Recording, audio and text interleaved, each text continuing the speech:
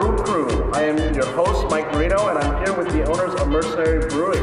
I'm here with Ari and Adam. And yeah, today we're just going to be talking about a couple of the beers they have, the Charlatan and the Fat Pug. I'm actually having the Fat Pug right now. Amazing stuff. Charlatan. They're having the Charlatan.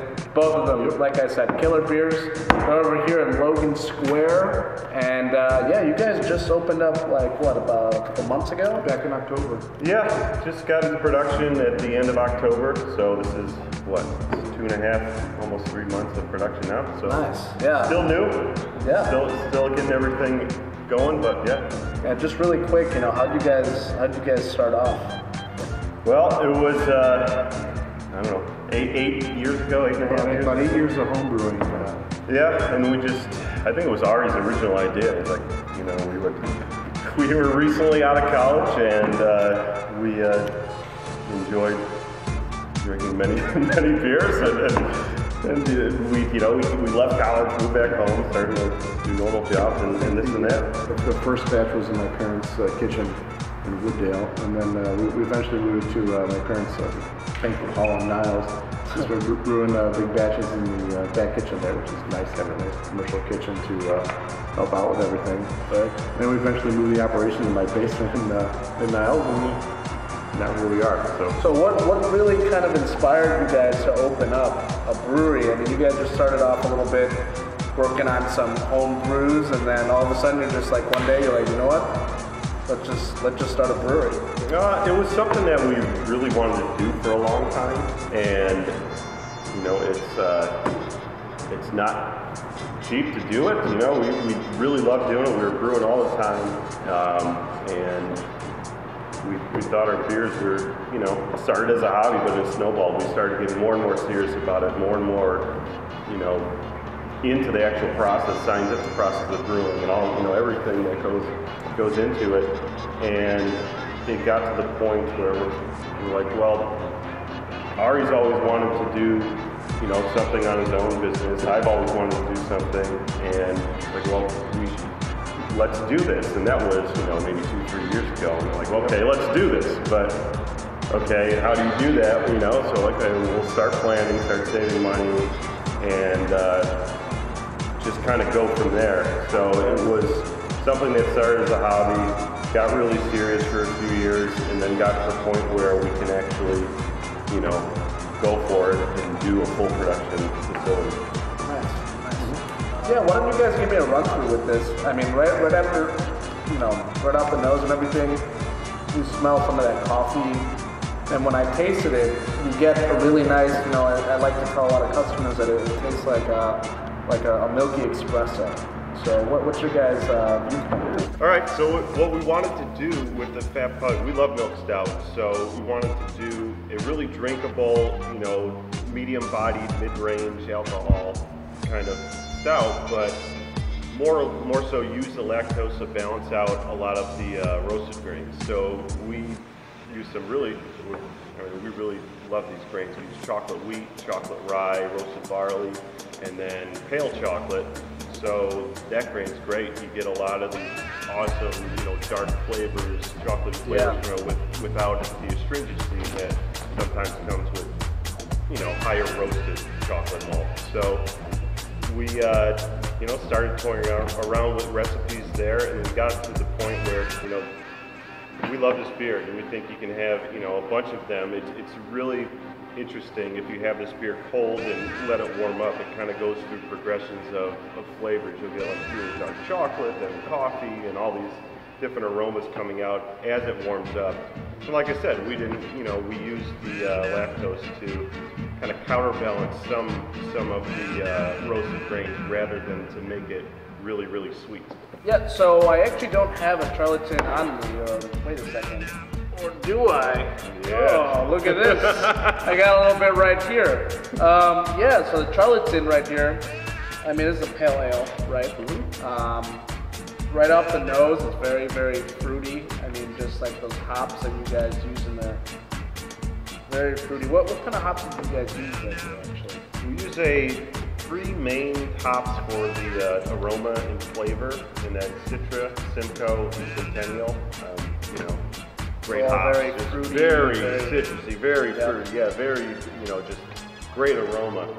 And, there's some of our favorite hops and a lot of beers we have made over the years. We tend to use those hops quite a bit. But, with this beer, we spent a lot of time on the Fat Pug, but this time, on the Charlatan, we spent a lot of time on About it. a year and a half, I think we were working Yeah. on this recipe. Yeah, I mean, these are some pretty 20 different iterations. Really? Yeah. See, that's like I was saying, that's what I really appreciate about you guys, is that you guys, you put a lot of effort into these two beers. You didn't come out with a whole line. You were like, you know what, these are the two beers that we want to brew, and you did it, and you did a very good job. I mean, when you taste this on the palate right here, you get that, that pineapple kind of flavoring in there, a little bit of that citra at the end.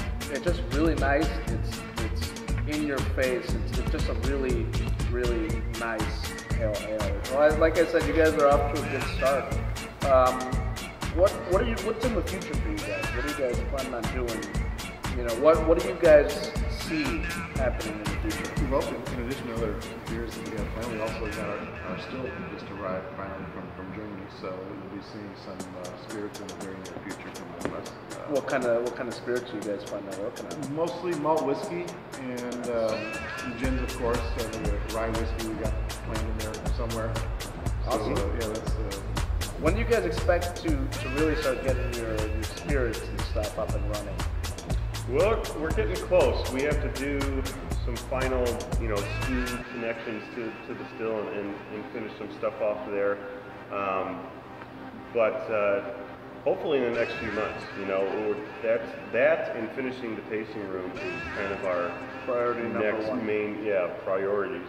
And it'll be fun because what we really want to do is kind of show how grains and hops and most of the grains for the spirit side, but can almost have dual lives going on. You could take a grain bill, for example, something very similar, if not the same exact grain bill that we use in the Fat Pug. We might make it a little stronger for the spirits, but you can take that, we'll produce it in the same way on our brew house, and then after fermentation, we'll distill that into a whiskey. And a lot of those chocolatey kind of roasty flavors will carry over to the whiskey. And then, for example, for a gin, we're really excited about doing we don't have an official title, what we're calling a brewer's gin. Brewer's gin is the working title. So, I think that's awesome. I'm a big gin drinker. I might not talk about it in the videos, but I love gin. And then what we'll do is we'll use, we have kind of different ways we want to go with it, but the malt base. yeah, and use a lot of different botanicals or grains and kind of adjuncts that are used in brewing in the actual gin botanicals. So you guys are going the other way around rather than kind of, where people are like, okay, let's see how we could take these grains, stuff that we use for liquor, turn it into beer. You guys are kind of flipping the table. yeah, and we'll use some of the hops that we use in the Charlatan in the botanicals for that gin. We'll have some gins that use grains of paradise and some other stuff like that. Other botanicals commonly found. Really quick, I mean, if you guys possibly can, I know I saw over there you guys are working on some new brews. If you could give us maybe a little insight on some of the brews you guys are thinking about doing. Yeah, so we have we're working on kind of a saison, funky. I don't know.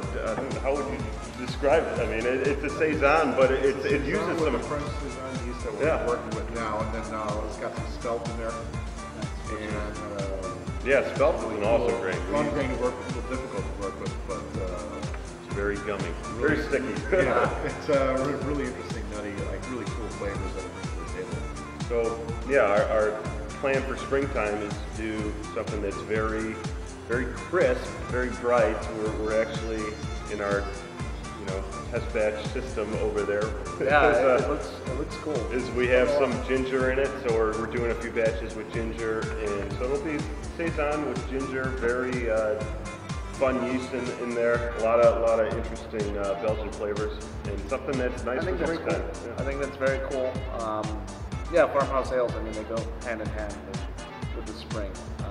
So I look forward to really trying that one right there. I appreciate you guys letting me come over. Like I said, great beers. You guys are really cool, very chill. Thanks. Lots of stuff to check out here. Be sure you guys check out Mercenary once they finish their actual brew pub or brew house. What would you guys? Tasting room. Tasting room. My apologies. Tap room, cocktail bar, whatever you want it to be. But really good beers. The coloring on these things are amazing. The beer itself is even better. And if you guys are interested in checking out more of our stuff, please check us out on Facebook. You could also find Moreno's Liquors on Twitter. And I appreciate everyone, signing on and checking out the videos. So thanks again. Cheers, you guys. Definitely check them out. Cheers. Thanks.